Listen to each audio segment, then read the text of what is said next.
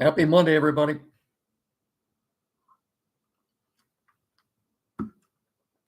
For Monday, November 3rd into Tuesday, November the 4th. I'm Rick Arsenal, and this is live and direct the Frank Beck Studio Annex, another edition of Time Out Over Time on the Time Out Over Time YouTube channel. You know the drill. Get down there in the corner and smash that like and subscribe button. Thank you very much. You tell your friends the next subscriber to my podcast will be the winner. I don't have to tell you what you're going to win because you already know that if you're a subscriber. So, going to focus mainly on the Lions, I think, for all the obvious reasons. We'll get you caught up in everything that transpired over the weekend, college and pros. So here we go. Baseball. Congratulations to the LA Dodgers. Once again, world champions. World Series champions. They bought themselves another championship. Okay. And in probably one of the greatest game sevens, or for that matter, a 7-game series you're ever going to see. Tremendous for drama, tension, everything else, all rolled into one. Great series. So the Blue Jays were that far, just that close from winning this thing and winning their first series since '93, but that turned out Yoshiyumo Yamamoto, the MVP of the series, and rightfully so, the way that guy pitched. Hey, like I just said, congratulations, Dodgers. You bought yourself another championship. Here's to you.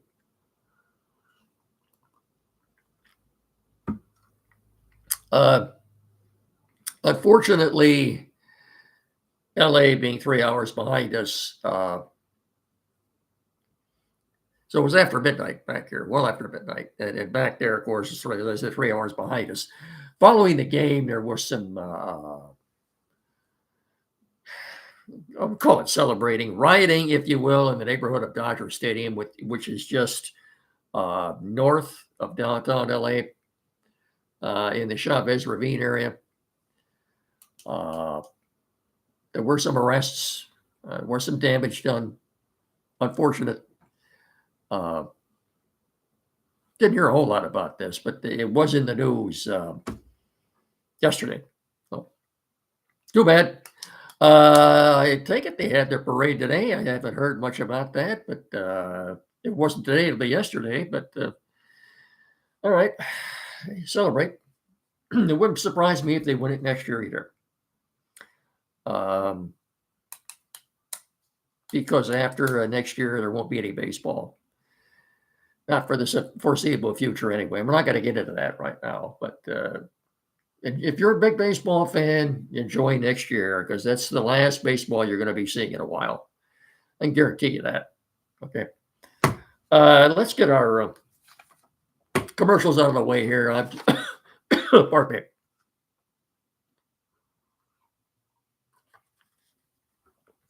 I'm so happy to welcome the Finish Line Family Restaurant in Hillsdale to our family of sponsors. Been serving our community for 4 decades, more than 40 years.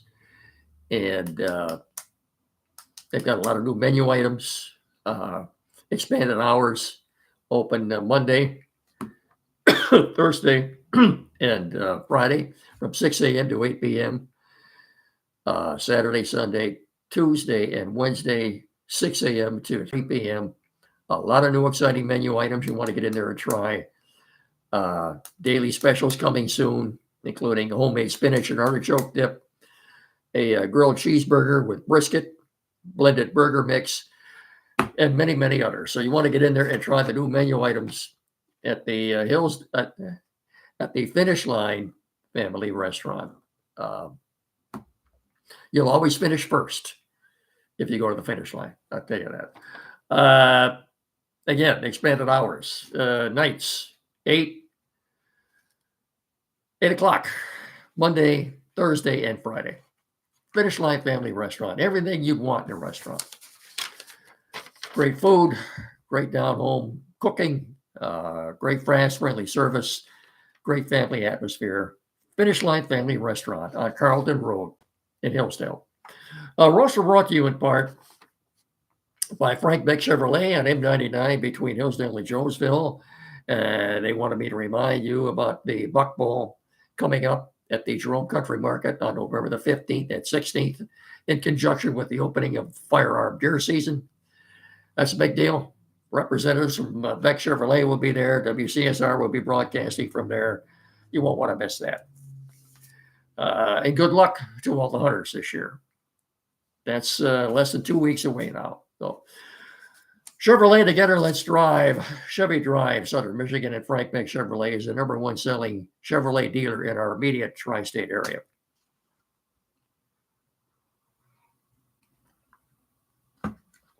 We're also brought to you in part by Barrett Insurance in Jonesville on the corner of M99 and US 12, 517-849-1000. That's BarrettINS.com. Barrett Insurance, protecting your dreams. As I said, on the corner of US 12 and M99 in Jonesville, 517-849-1000. Barrett Insurance, protecting your dreams. That's BarrettINS.com. College football. Let's get that out of the way first. No. Let's do Pistons and Red Wings. Red Wings 9-3. So far, so good. They've got one more game left on their Western road swing. They're in Las Vegas tomorrow night. I think the Las Vegas Golden Knights are what they are right now. 4-4, I think. 4-4-1, maybe. Anyway, they're in Las Vegas tomorrow night. So it'd be nice if they could win tomorrow night and come home 10-3. Right now, they're tied for first in the Eastern Conference. As I said, at 9-3, they're tied with the Canadiens with 18 points. So far, so good. Goaltending has been decent. Camp Talbot was very good last night in the shootout win. But the Sharks are not very good. So, but at any time you win a game on the road out west, it's a Federer camp. So far, so good.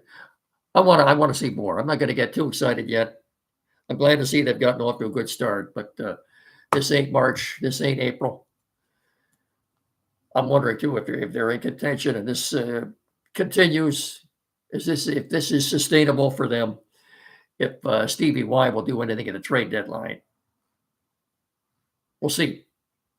We'll see if he does something at the trade deadline. That means he thinks they've got a good shot at least making the playoffs anyway. As far as the Pistons go, they're 4-2. They're in second place in the Eastern Conference, just a game out of first. Nice win the other night in Mexico City against Dallas. Mavericks are not the same team without Luka Doncic. They're just not. I think we all know that. But they won, though.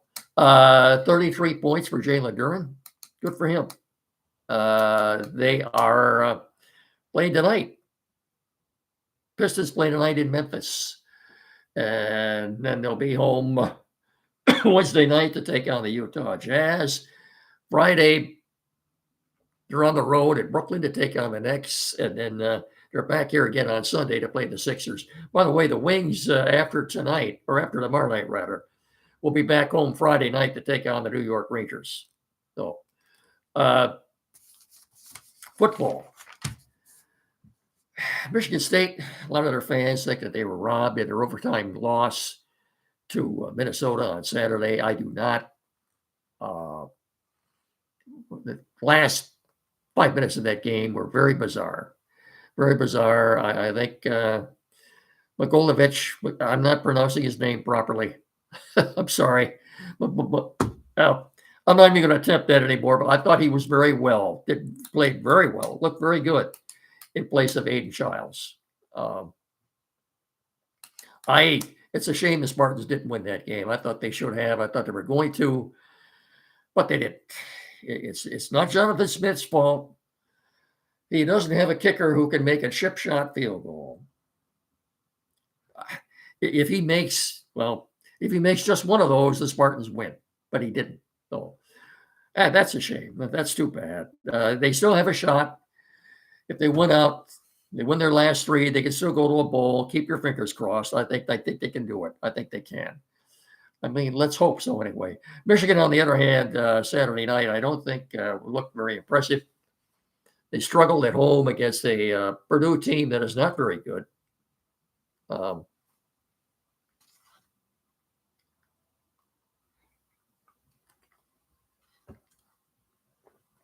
I don't think Underwood he was picked off in the red zone. He had a fumble in the red zone. He just, to me, he can't string two good games back to back. The Washington game, he looked very good a couple of weeks ago. Last two games, he has not. And but you got to remember, he's a redshirt freshman. He's still only 18. This is what you're going to have next year. If they can go to the portal next year, bring in a couple of bona fide NFL-ready type wide receivers to go with that running game they have, I think next year, I look like this year they still they've got a bye coming up this week, and then they've got 3 games left. They play Northwestern at Wrigley Field. I don't know why they're playing at Wrigley Field. I've looked all over. I can't find a viable explanation as to why, but they are. And then they at Maryland then, and then they come home, of course, against Ohio State on the 29th, 2 days after Thanksgiving. We didn't expect them to beat the Buckeyes down there last year, but they did somehow. So we'll see. That'd be the only way they get in the playoffs right now. They'd have to beat Ohio State, and they'd have to win the conference championship game in Indianapolis the following week. And looking at that Western Conference, I don't know who they'd be playing right now. Anyway, would it be USC? I don't know. USC is probably the best team in the Western Conference this year, as far as the Big Ten goes. So, yeah, Michigan on a bye this week. And Michigan State, who are they playing Saturday? I'm sorry, I don't have that. I'll have it for you on Wednesday. Before we get to the Lions, let me get this out of the way first. As you know, we wouldn't be doing this without the help and assistance and patience of Quality PC in downtown Hillsdale. 37 Waldron Street, directly across the street from Fat Jack's Automotive, 517-610-5372. The only place to go around here for technical assistance and service. Quality PC in downtown Hillsdale. There is no other place to go. Tim Lindley and his staff are more than capable of resolving any tech issues you have at all. This is the only place to go, whatever it might be. Computers, new or used, flat screen TV, mounting, programming setup. Maybe you're changing internet providers, you need that installed. Printers, you anything at all. Get in there and see them. 517-610-5372. And when you, like I heard, get in there, 37 Waldron Street. Tell them Rick and Miggy sent you, will you? Thank you very much. The only place to go. Look at the power rankings today. Someone's like the power rankings are just a conjecture, and then that's all they are. I didn't even see who put this one out. They had the Lions still ranked to 5th yet. They didn't look like the 5th best team yesterday in the NFL, did they? So here you are, 9.5, 10-point favorites against the last place team with a losing record. And you got your butts kicked in every phase of the game. Offense, defense, special teams. Special teams that, to me, above all, probably cost them the game. If I were Dan Campbell, I would have fired my special teams coordinator this morning, Dave Phipp. He'd have been gone. Couple of long run backs. They got the ball first, went down quickly, took a 7-0 lead. Okay, all right, fine. Here we go.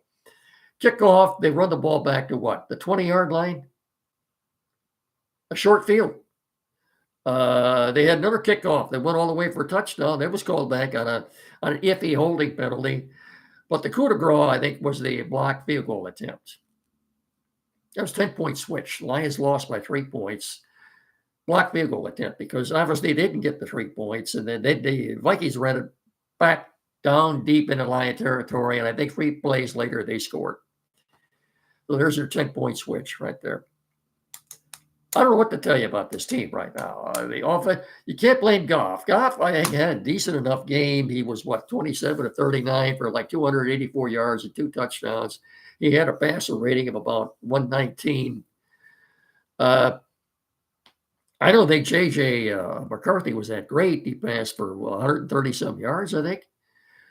Lions couldn't run the ball. They have 60, 65 yards rushing. Minnesota had like 150.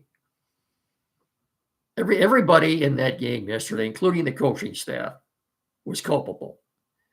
Goff had no chance to throw it all. The running backs, Montgomery, Gibbs, had no place to run. A lot of tackles for loss. When Goff did have a couple of guys wide open, he missed them. He had one pass batted down, would have been complete. Just what it looked like maybe Montgomery on a screen was going to get a first down. He fumbles the ball. Vikings take over in Lion territory. Not a good game. Great. Just wasn't. Trade deadline is tomorrow. 4 o'clock tomorrow. The Eagles have already been active. Howie Roseman doing his thing. A little after 8 o'clock this morning was announced that he had acquired Jalen Phillips, the edge from the Dolphins, in exchange for a 3rd-round pick in next spring's draft. They also went out and got Uri Alexander. Roseman has been busy. Dan Campbell said today, while the Lions are not panicking, someone asked him about possible trades, imminent trades, if you will. Nothing. He said there's nothing in the fire, nothing that has legs on it. I'll be shocked if Brad Holmes does anything tomorrow. I really will.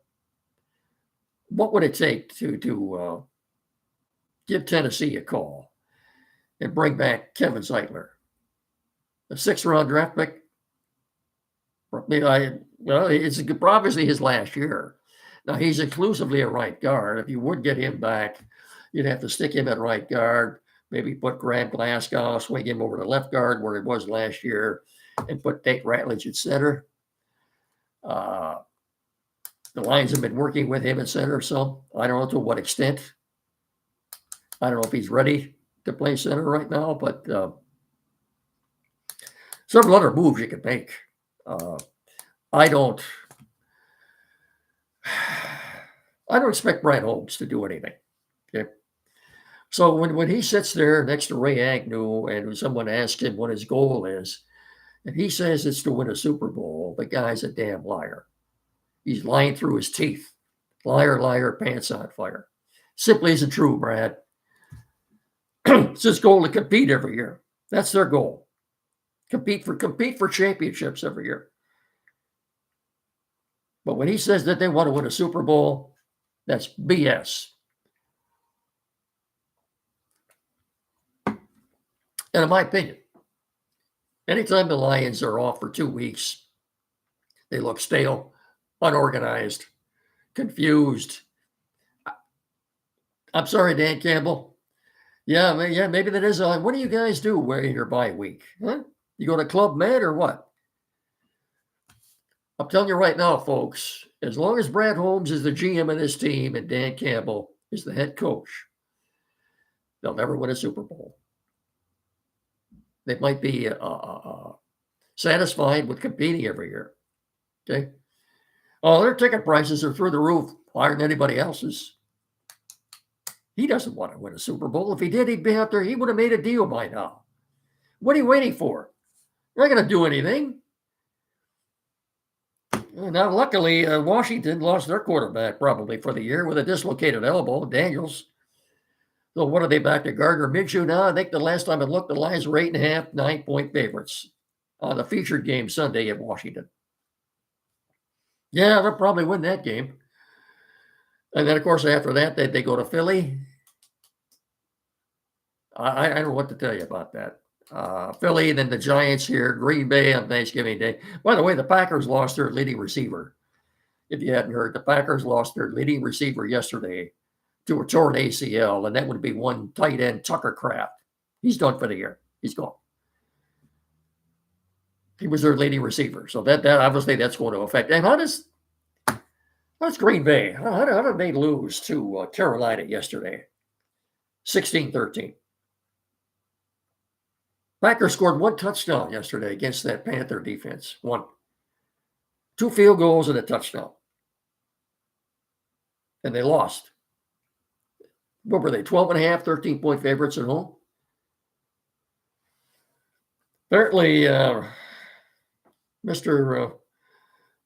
LaFleur said after the game that maybe a little bit too much Halloween for his team. What's he talking about? That's a shame because right now that NFC North is pretty well jumbled up. You got the Packers in first by half a game over the Lions and the Bears, who are both 5-3. Green Bay 5-2-1. Vikings bring up the rear at 4-4. I don't know. By the way, tonight's game on ABC is the Cardinals at the Cowboys. That should be another. Oh, that should. What a great game that ought to be tonight, huh? Mark my word. As long as Brand Holmes and Dan Campbell are here, they're never going to Super Bowl. And don't believe them when they tell you that's their goal, because it's not. It's just not. Okay. So enough of that. I don't want to hear any more of that.